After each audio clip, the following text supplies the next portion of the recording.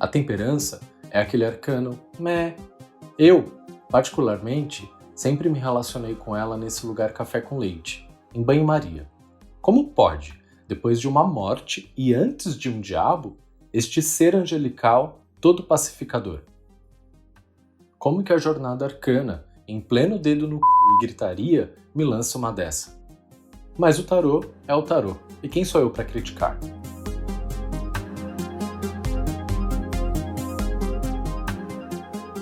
Olá, espero que você esteja bem. Meu nome é Diego Ponciano e esse é o Alô Tarô Podcast. Bem-vindo! O primeiro episódio de 2023 será a quarta edição do Alô Tarô, um episódio onde recebo e respondo perguntas dos ouvintes com tarô. Então, se você tem uma história interessante de qualquer área, basta me contar ela por um áudio no WhatsApp.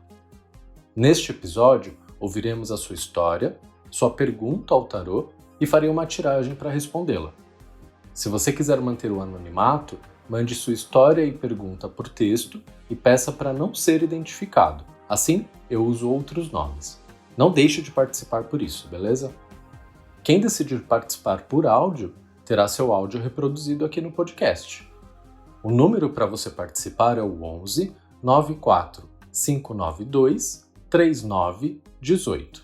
Vou deixar ele aqui na descrição do episódio. Avalie o Alô Tarô Podcast aí na sua plataforma de áudio com 5 estrelas. Isso ajuda muito. E se você tem vontade de estudar tarô ou de fazer uma consulta de tarô comigo, acesse o site alocatarô.com.br. Todas as consultas comigo, ao longo do mês de dezembro, estão com valores promocionais, então aproveite. E se você não tem vontade nem de estudar comigo e nem de se consultar comigo, mas gosta de ouvir o Alô Tarô Podcast, apoie, torne esse projeto possível e sustentável. Não venha só receber, participa também. Você pode fazer isso por Pix e contribuir com qualquer valor, usando o e-mail alô@alocatarô.com.br. A recompensa é o podcast continuar existindo e com qualidade e periodicidade, comunicando aquilo que inspira o bem viver.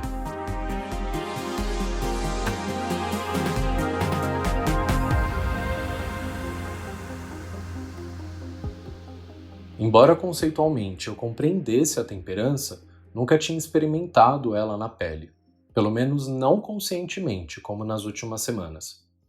Na verdade, tudo começou em janeiro. Esse ano foi assim uma montanha-russa, fazendo jus à ilustração da Sara Amor e que é a capa desse podcast. A diferença é que ao invés da montanha-russa atravessar o anjo dos enamorados, ela se deparou com o anjo da temperança. E acho que tem sido assim, um sobe e desce para muita gente. Pelas conversas que tenho tido e pelas trocas que acontecem em minhas consultas, eu vejo que 2022 foi desafiador para muitos, e não é coincidência.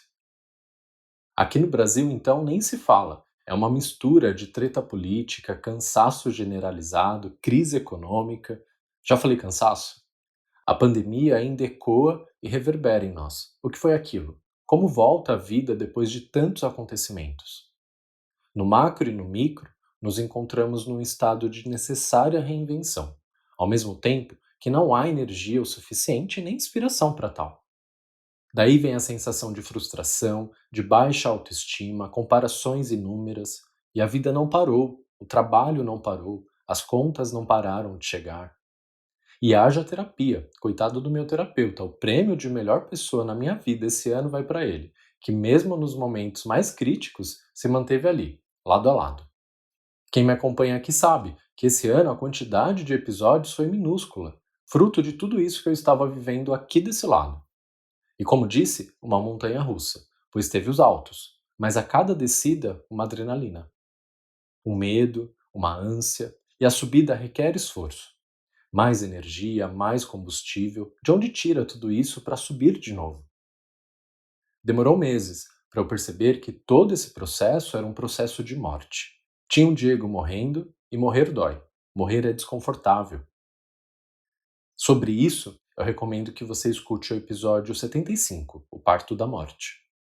É interessante como a Alô Tarô é um reflexo do que acontece comigo, e essa é a proposta, a de ser uma jornada compartilhada e comunicada com o auxílio do tarô. Eu morria dia após dia, e o que fazia sentido antes deixou de fazer sentido. Um esvaziamento generalizado pairava sobre mim. Em cada cantinho de mim, a morte passava sua foice. Acredito que muito disso seja próprio do processo de individuação e do processo terapêutico. Por isso sempre dizem, e eu digo também, o autoconhecimento não é bonitinho. Não é gostosinho, não é violeta. Ele é punk. Ele passa por lugares sombrios, por becos aparentemente sem saída. E por aí vai. É tanta coisa ao mesmo tempo. A representação do H. Smith da morte retrata isso muito bem. Dá uma olhadinha aí. Decidi compartilhar isso nesse momento, pois estamos pertinho do fim do ano. Tem tudo a ver com a morte, encerramento de ciclo e todo aquele papo bonito, que já está até batido, mas que na prática é isso que eu estou contando, um processo verdadeiramente mortífero. E a morte leva ao luto, e o luto tem todo um ritual próprio para acontecer com suas etapas impossíveis de burlar. E aí a morte termina seu trabalho, e você fica só o esqueleto. Nesse processo, eu emagreci 10 quilos. Se você me acompanha lá no Instagram, pode constatar isso nos vídeos. Eu, aqui, não percebi. Eu estava em depressão profunda. Era abrir a boca e chorar. A apatia e o esvaziamento haviam se apropriado de mim. Me isolei, me silenciei e todos a quem recorri não souberam o que me dizer, o que fazer, como acolher, como ajudar. Nisso, muitos se afastaram. Ninguém gosta de estar perto de gente assim. A morte não é uma companhia agradável. Poucos foram aqueles que se mantiveram firmes, que tiveram paciência comigo. Eu estava só o pó. A esses que ficaram, eu sou imensamente grato. Eles jamais serão esquecidos. E aqui, vale dizer que em nenhum momento esse processo me impossibilitou de fazer meus atendimentos com o tarô. Aliás, fui aconselhado a continuar e que bom que eu continuei. Eram momentos onde a minha escuta e mente estavam totalmente voltadas para o consulente e as suas demandas. Além disso, todo esse processo, sem querer aqui romantizá-lo, reforçou minha empatia e sensibilidade, essenciais no acolhimento que é indispensável na prática da tauromancia. E já já eu chego na temperança. Mas antes dela tem a morte, não tem jeito, não tem escapatória. E eu a vi de perto, eu morri. Sigo morrendo, pois ela é um processo, mas que possui seu ápice. Agora eu entendo a temperança entre o arcano 13 e o diabo. Ou se entendo. A temperança no ápice da dor que a morte traz. Quando falamos da morte do tarô, a higienizamos. Falei sobre esse processo que muitos tarólogos se rendem no episódio 77, que chama O que o Diabo Pode Nos Dar. Ouve lá. Há um movimento que, na tentativa de desmistificar arcanos temidos como o pendurado, a morte, o diabo e a torre, cai na tentação de romantizá-los. E embora sim, esses arcanos possuam facetas maravilhosas e extremamente necessárias, isso não significa que experimentá-los seja sempre fácil, porque não é bem assim. A morte é sim encerramento de ciclo, é faxina necessária. Você já ouviu tudo isso, inclusive aqui no Alouca Tarô. Mas e depois da morte? E depois da ação da foice impiedosa? É comum associarmos a morte ao preparo da terra que antecede o plantio. Mas falando assim, fica bonitinho. A real é que depois da morte rola um grande vazio. Sim, pois a morte do tarô vem no momento onde já passamos por muitas experiências, já construímos muitas coisas. Ela vem para destruir aquilo tudo que em algum momento do passado foi edificado por nós. Tanto que aparece ali, mais ou menos no meio da jornada, nem no fim e nem no começo. Ela vem sacudir e levar embora um montão de coisas que até então você construiu, amou e desejou. A morte do tarô não leva embora coisas aleatórias, ela leva embora partes de nós, ou coisas que achávamos fazer parte de nós. E por acharmos, nos apegarmos, nos identificarmos e, consequentemente, nos acomodarmos, a morte existe e atua. E por isso, ela não está no fim, mas no meio de campo. Precisamos chegar ao fim da jornada liberto de ilusões, de frágeis construções e de duvidosas convicções. E como dói ver tudo aquilo que construímos tijolinho por tijolinho ser destruído. Mesmo que em nosso íntimo ou de forma racional consigamos compreender que é uma ação necessária, isso não garante isenção de sofrimento. Ao término de um relacionamento, de um longo período no emprego, de uma amizade, de uma maneira de pensar, ser, existir, ou até mesmo de uma maneira de se relacionar com o divino, há sempre a dor do luto. Higienizar a morte e romantizá-la é induzir ao engano. Morrer, embora não seja o fim do mundo, é sim aterrorizante. Compartilho isso não para causar comoção ou sensacionalismo, mas para aprendermos que faz parte do corre esses processos intensos que, como já disse aqui, são inseparáveis de nossa existência, mas que foram demonizados e, consequentemente, desaprendemos a lidar com eles. A morte deixa um vácuo, um silêncio, uma sala em branco e vazia. E agora? E agora que precisamos da temperança.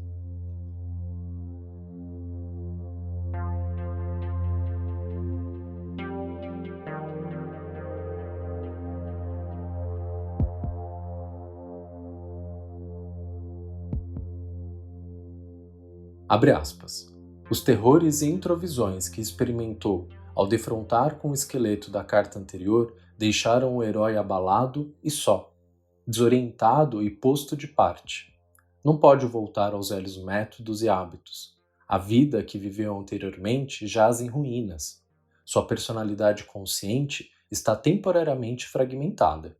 Embora a casca de sua antiga segurança esteja agora irreparavelmente estragada, através das próprias rachas pode ver-se uma nova luz, uma vaga visão de totalidade e potencial. No meio dos gritos clamorosos das muitas ideias, sentimentos e opiniões conflitantes que rodopiam dentro dele, começa a tornar-se manifesto um centro de silêncio oculto. Às vezes, quando olha com o olho interior, ele consegue captar os contornos indistintos do anjo da guarda, tal qual está pintado no tarô. Às vezes, quando presta muita atenção, consegue ouvir o som apaziguante de suas águas subterrâneas no momento em que começa a fluir outra vez. E pode sentir suas energias se acelerarem e saltarem para uma nova vida. O domínio da morte acabou. Uma nova libido está às ordens. Fecha aspas. Essa e as demais citações que eu farei daqui em diante são do livro Jung e o Tarot, da autora Sally Nichols. Abre aspas. Assim, revivificada, a libido começa a fluir em outra direção. Após a inatividade forçada do enforcado e o cruel desmembramento da morte, a energia do herói agora pula como corrente elétrica. Fecha aspas. A temperança, tão morna e lenta, assume seu papel. Sem ela, depois de tudo que foi levado e do grande esvaziamento experimentado, de fato morreríamos. É sua suave movimentação criadora e reparadora que nos permitirá passar por esse estágio da jornada. Diferente disso, ficaríamos presos no vazio, na vacuidade que a morte deixa. Mas a libido retorna. É através dela que uma nova vida se dará. Mas ainda há fragilidade. Por isso a necessidade da delicadeza tão presente no anjo que mistura alquimicamente as suas águas. O encontro do sutil e do objetivo, do qual eu tanto falo aqui, se fazem mais uma vez necessários para que algo novo seja criado. E nesse momento, de nada vale a energia ativa do mago ou da força. Precisamos da sutileza que só o 14º arcano maior tem a nos oferecer. Abre aspas. As energias criativas da vida não podem ser dirigidas pela simples força de vontade para os canais escolhidos pelo ego consciente, por mais razoáveis, lógicos e apropriados que possam parecer. A vida só pode fluir para frente, diz Jung, seguindo o caminho do gradiente. A equilibração do fluxo dos opostos, do modo que a energia encontre o gradiente apropriado, requer a paciência e a habilidade de um anjo, visto que esse tipo de transformação está além do nosso controle consciente. Convém que o herói saia do quadro, confiando em que o seu anjo desempenhe sozinho essa parte da grande obra. Fecha aspas. No trecho citado, fica claro que forçar a barra não vai adiantar nada. precisaremos adotar um comportamento temperado, como o da temperança. Vamos ter que confiar no sutil, uma vez que toda a objetividade foi levada. E isso não é nada fácil. Primeiro, porque temos pressa, principalmente no contemporâneo, e sob seu ritmo, que nos é imposto. Falei sobre isso no episódio anterior. Segundo, que a retomada e a reconstrução leva tempo, requer fé.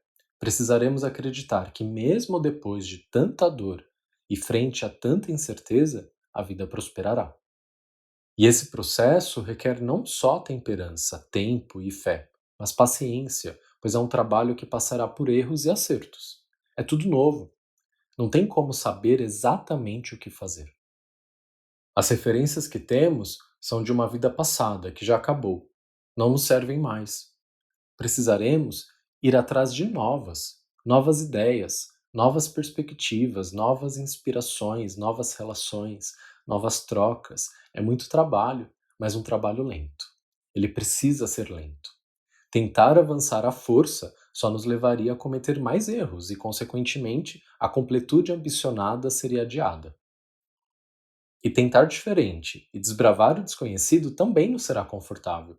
Por isso, requer a atitude temperada e paciente do 14º arcano. Precisamos recorrer a essa nossa faceta, que é nossa por direito, mas que foi tirada de nós em nome de uma performance e produção insaciáveis. Ir devagar é para os fracos. Essa é a lei da contemporaneidade. Tempo é dinheiro, querer é poder, e por aí vai. A gente sabe como funciona. Ir contra esse ritmo, rigidamente imposto e passivamente aceito por nós, requer coragem e ousadia. Abre aspas. Mas até para um anjo, o processo é lento. A obra que ela aqui inicia só estará consumada no fim da jornada do tarô. Fecha aspas.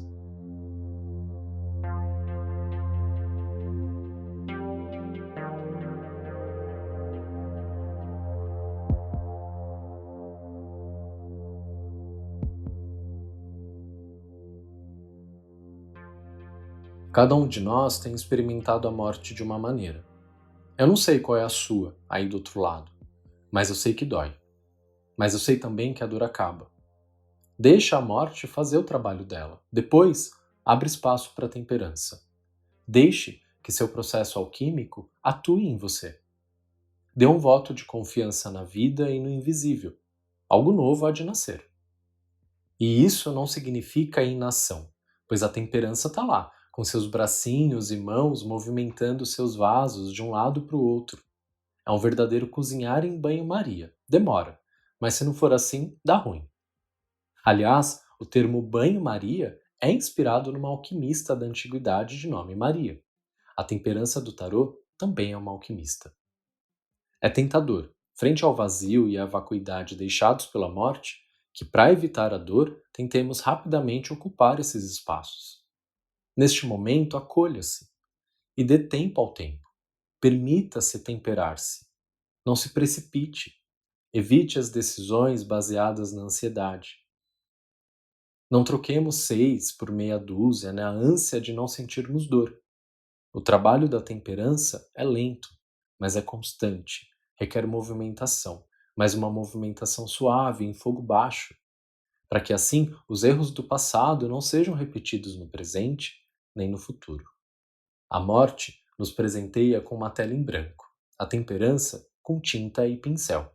Que a criatividade transbordante dessa alquimista pacificadora nos invada e nos inspire a criar uma vida jamais antes vivida. Que o resultado desse temperar sem pressa sejam experiências e paisagens nunca antes vislumbradas. Façamos valer a dor que a morte nos trouxe e que o luto cravou. Daí então, o novo virá.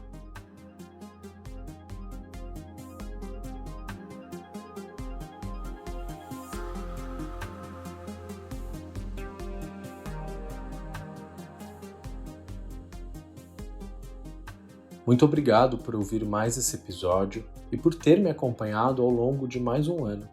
Se você gosta do podcast, compartilhe com um amigo. E vem me contar como esse tema e mensagem arcana chegou até você. O melhor lugar para fazer isso é no Instagram, @aloucatarô. e para começar a estudar tarô hoje ou marcar sua consulta comigo, acesse o site aloucatarô.com.br. Boas festas! Um beijo! Tchau!